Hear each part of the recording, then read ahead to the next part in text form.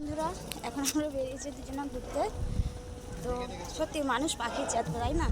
এক্ষুনি আমাদের ছাদে বসেছিলাম আর এক্ষুনি আবার দেখো কোথায় চলে এসেছি। তো কোথায় যাচ্ছি, তো চলো দেখতে থাকবো। এই দেখো, তো এটা কোথাকার ফেরিঘাট, যদি জানতে পারো বুঝতে পারো অবশ্যই কমেন্ট করো। চলো আবার পরে তোমার সাথে কথা বলছি। তো কিছুক্ষণ অপেক্ষা করার পরে এখন লঞ্চ এসে গেছে আর আমরা দুজনা পৌঁছেও গিয়েছি লঞ্চের ওখানে। তো এখান থেকে আমরা যাব মানিকপুরে। তো ওখানে একটা খুবই ভাইরাল চায়ের দোকান আছে, অনেকেও হয়তো জানো, যারা মানে চা প্রেমিক হও তারা তো দূর দূরান্ত থেকে যেখানেই ভালো চা হয় না কেন সবাই ঠিক সন্ধান পেয়ে যাও। তো আমাদের এই রকম একটা মানে আমাদের মানিকপুরের এখানে চায়ের দোকান আছে, ভীষণ ভাইরাল দোকান। তো আমি গিয়েছিলাম এর আগে এক দোকানটাতে, কোথায় তো দুলছে ভীষণ না, ভালো লেগেছে চাটা খেতে। কোথায় দুলছে তো না, সেই জন্য জ্বর বলে। তোমাদের দাদাভাইকেও আজকে নিয়ে যাচ্ছি। তো চলো প্রথম থেকে শেষ পর্যন্ত ভিডিওটা দেখতে থাকো।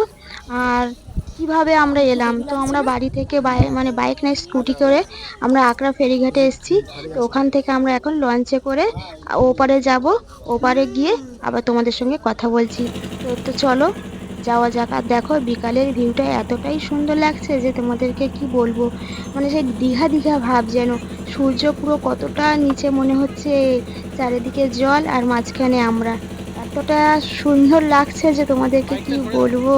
ভীষণ একটা সুন্দর অনুভূতি কাজ করছে। তো চলো প্রথম থেকে শেষ পর্যন্ত কিন্তু ভিডিওটা তোমরা দেখবে। এই ভিডিওতে অনেক কিছু দেখার আছে, অনেক কিছু বোঝার আছে। তো সবটাই তোমরা দেখো, পাশে থেকো। চলো আসছি আবার পরে তোমাদের সাথে কথা বলতে। যেহেতু এখানে অনেক লোক আছে আর ভিডিও করতে করতে না কথা বলতে পারছিলাম না, ভীষণ লজ্জা পাচ্ছিল। তো সেই জন্য আমি মানে ভয়েসটা একটু লেট করে দিলাম। তো চলো দেখতে থাকো আজকে ভিডিওটা।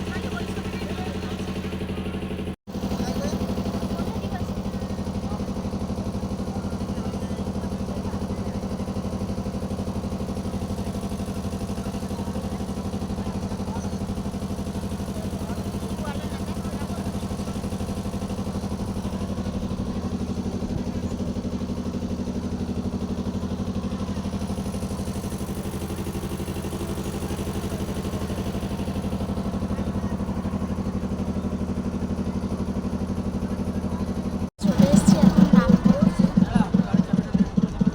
কাছাকাছি চলে এসেছি, কত তাড়াতাড়ি হয়ে গেল তাই না?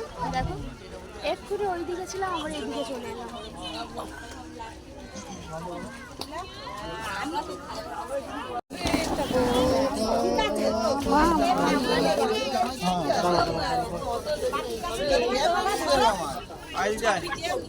কি অবস্থা, এক্ষুনি কি হতো।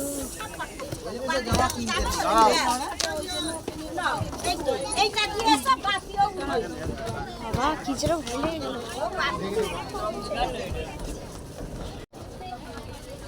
তো নেমে পড়েছি, এখন হাঁটছি।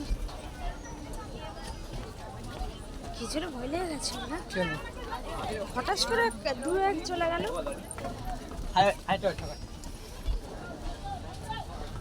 মানুষ কখন কোথায় থাকে বোঝা মুশকিল, তাই না? দেখো 5 মিনিট আগে কোথায় ছিলাম, আবার 5 মিনিট পরে কোথায় চলে এসেছি, হাওড়ায় চলে এসেছি। তুমি বুঝতে পারছো 5 মিনিটের মধ্যে আমরা হাওড়ায় কীভাবে এলাম বলো। তো চলো আবার তো বন্ধুরা, অবশেষে আমরা চলে এসেছি সেই মানিকপুরের বিখ্যাত নারকেল দুধের চা খেতে। তো বিকাল থেকেই এতটাই দোকানে ভিড় ছিল ওদিকে, তো যেতে ভীষণ লজ্জা লাগছিল, যেহেতু আমি ভিডিও করেছিলাম। আর অনেকেও না ভিডিও দেখলে না হাসে, সেটা দেখে না ভীষণ লজ্জা পায়। তো সেই জন্য আর ওদিকে গেলাম না। তো চলো, তোমাদের দাদাভাই এখন এখানে দেখছে কি কি আইটেম আছে, জিজ্ঞাসা করছে। আর আমি এখানে সুন্দর করে ছোট্ট একটা ভিডিও তুলে নিচ্ছি তোমাদেরকে দেখানোর জন্য। আর এই মানিকপুরের নারকেল দুধের চা খেতে কারা কারা এসছো অবশ্যই কিন্তু আমাকে কমেন্ট করতে কেউ ভুলবে না। কেমন টেস্ট? ভালো খেতে? চলো আমি টেস্ট করে দেখি এবার।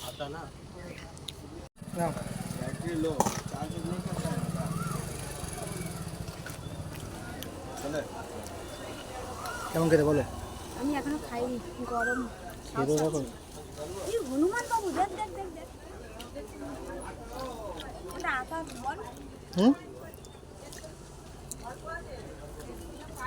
কেমন? তোমার এগো না?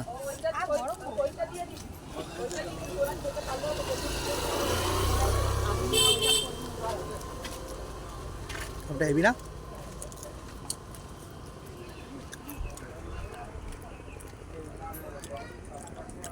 কোথায় এসছি বলো চাটা খেতে? এটা হচ্ছে বিখ্যাত চা, এটা কোথাকারের? আমি নামটা ভুলে গেছি। মানিকপুর। মানিকপুরের বিখ্যাত চা।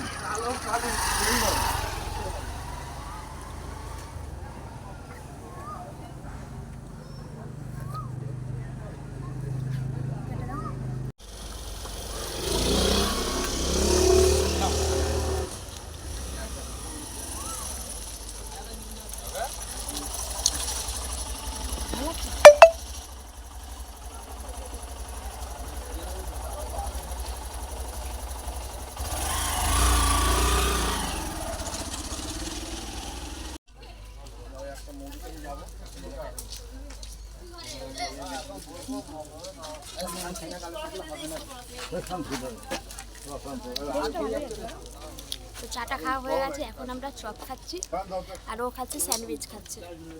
তো চপটা দারুণ খেতে। গোটা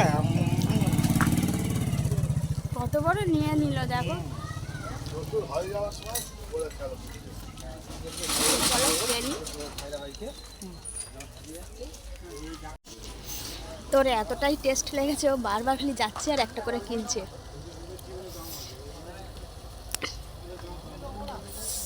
সত্যি কথা বলতে দারুণ খেতে। দোকানটা দেখে মনে হচ্ছে ছোটোখাটো, কিন্তু সত্যি কথা বলতে দোকানে কিন্তু অনেক ভালো ভালো খাবার আছে।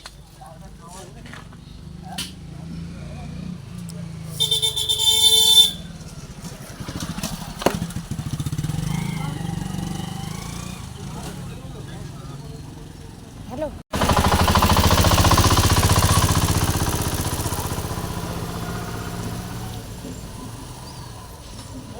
ডাল বড়াটাই এখানে সবথেকে বেশি ভালো লাগে, মুট মুট করছে না।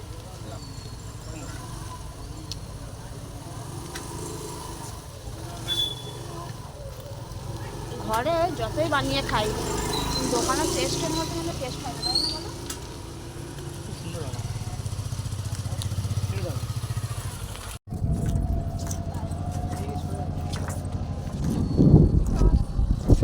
দাও ফোনটা দাও।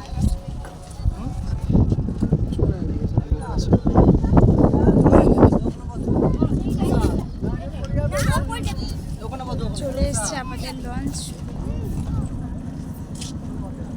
তো খাওয়া দাওয়া ঘোরাঘুরি সবটাই খুব সুন্দরভাবে আমাদের হয়েছে। এখন এইবারে আমরা বাড়ির দিকে রওনা দেব। আর এদিকে দেখো আমাদের লঞ্চও এসে গেছে। তো চলো এখন আমরা লঞ্চে উঠবো, উঠে আবার আমাদের মানে ওদিকে যাব, ওদিকে মানে আমাদের আকরা ফেরিঘাটে যাব। তো কারা কারা এরকম টাইম পেলেই চলে আসো আমাদের মানিকপুরের নারকেল দুধের চা খেতে, অবশ্যই কিন্তু কমেন্ট করে জানাবে। আর তোমাদের দাদাভাই না এর আগে কখনো আসেও নি, খায়ও নি। তো ওকে আমি অনেক দিন থেকে বলেছিলাম যাব যাব, বাট হয়ে উঠছিল না। তো ফাইনালি আমরা আসতে পেরেছি, খুবই খুশি হয়েছি দুজনাই।